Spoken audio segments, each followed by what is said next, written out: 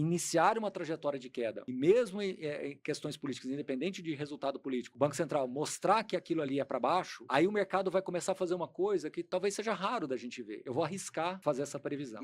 Vou arriscar. E é começar a criar uma certa descorrelação das coisas. Começar a ver que, independente de qual candidato que eventualmente avance, se você tiver juros para baixo, isso é talvez mais interessante do ponto de vista econômico, financeiro. A gente talvez vai experimentar isso. Tomara. Tomara que isso esteja certo. Porque aí a gente começa a entender que realmente é uma jornada, é uma corrida, é uma maratona. Né? Então você pega, por exemplo, um CRI de 10 anos, 15 anos, ele vai passar por 3 presidentes ainda diferentes. Você pegar um contrato atípico com um fundo imobiliário, de tijolo que seja, vai também passar por 3, 4 presidentes. Então acho que começa a trazer mais maturidade, você embarca mais maturidade.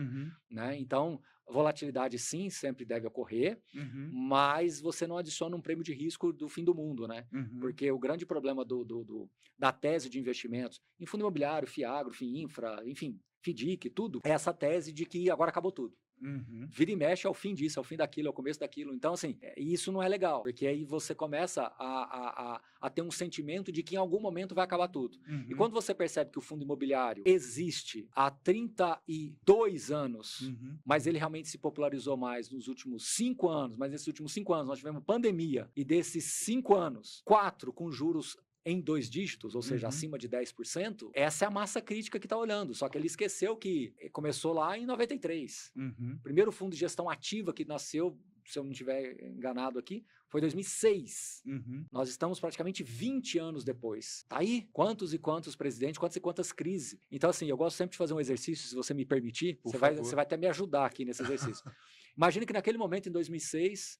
eu estivesse falando para você, olha, existe um fundo aqui de shoppings com gestão ativa, vai comprar, vender shopping, ter essa participação. Aí vamos começar a falar de coisas que você poderia me questionar lá em 2006. Ah, mas será que esse negócio funciona? Acabou de sair um negócio de uma bolha nos Estados Unidos. Olha, aí você vai falar para mim, será que esse negócio de comércio eletrônico não vai acabar com shopping? E será que o pessoal ainda vai continuar comprando? Porque naquela época possivelmente tinha uma crise aí acontecendo. Olha quantas perguntas você poderia ter feito. Aí eu te respondo algumas ali. Mas agora vamos imaginar que eu viro para você e falo o seguinte, olha, Arthur, eu vou viajar no tempo. Eu vou lá em 2000, nós estamos aqui terminando 25, então para fins didáticos, eu vou falar que nós estamos em 2026. Então eu vou lá em 2026, eu vou viajar 20 anos no tempo. E eu vou falar para você tudo que vai acontecer no Brasil e no mundo nesses 20 anos. Para você tomar a decisão de investimentos. Aí eu começo a falar tudo que aconteceu.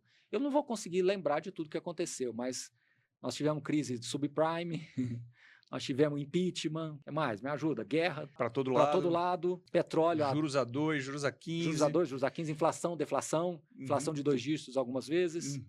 Nós tivemos problemas políticos dos mais variados, né, de todos os jeitos, todos os jeitos, externos, internos, exatamente.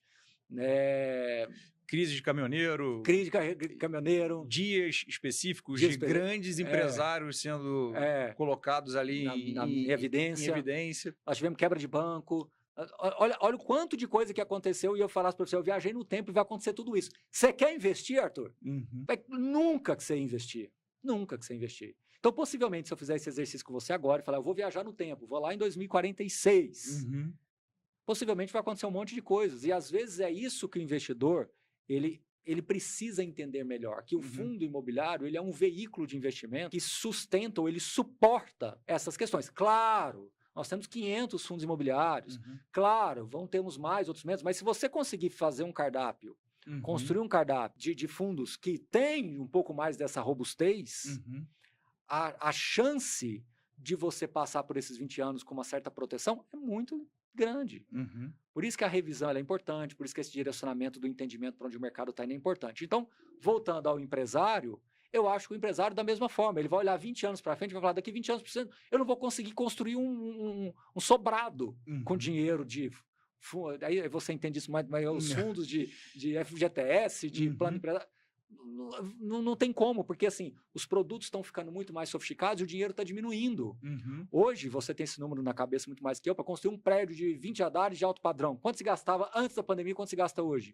E o dinheiro para financiar isso diminuiu tantos por cento. O custo na pandemia subiu em torno de 30%. E diminuiu 50% o estoque de dinheiro para fazer isso.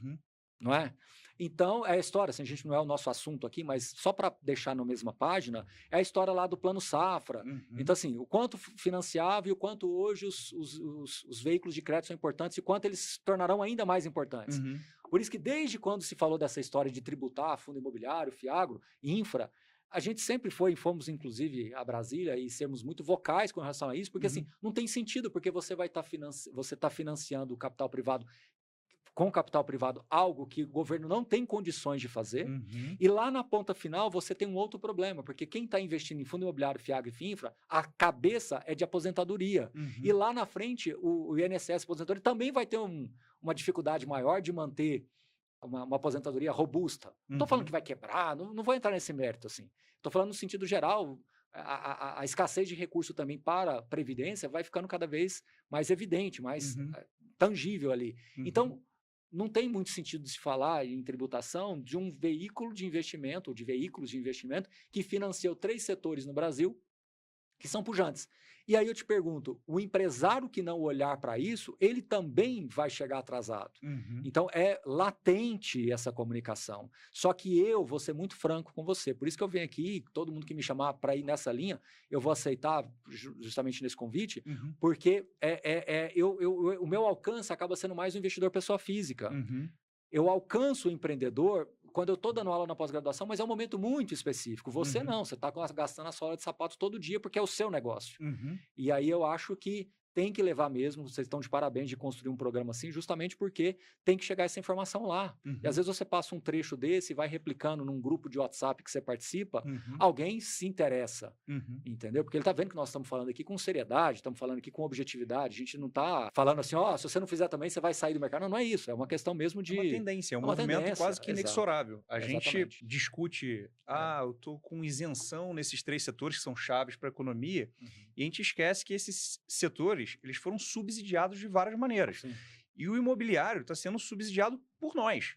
Então, na hora que você bota dinheiro na poupança e seu dinheiro rende muito menos do que deveria render, e você não percebe que você pode migrar esse dinheiro para algo que vai te dar uma rentabilidade maior, que vai melhorar a sua renda, a sua poupança futura, o que você está deixando ali é um subsídio para que o governo faça suas políticas, que chegue o dinheiro no empresário e ele desenvolva o seu negócio. Na hora que a gente tem um FGTS, que é a sua poupança futura, a sua previdência que está lá, que deveria estar crescendo de uma forma maior, para você chegar na sua velhice com um capital maior, para poder passar por aquele ciclo em que você tem um volume de remuneração menor, você está subsidiando crescimento via CRI. Então, nada melhor. Irrigando a economia. Você está irrigando a economia de dinheiro subsidiado seu. Então, por que não? Eu investir, não pagar imposto para o governo, mas eu vou ganhar mais dinheiro, o empreendedor eventualmente vai ter um mercado mais líquido, que talvez até permita que o Banco Central tenha maior impacto nesses movimentos de quero apertar o mercado. Talvez eu precise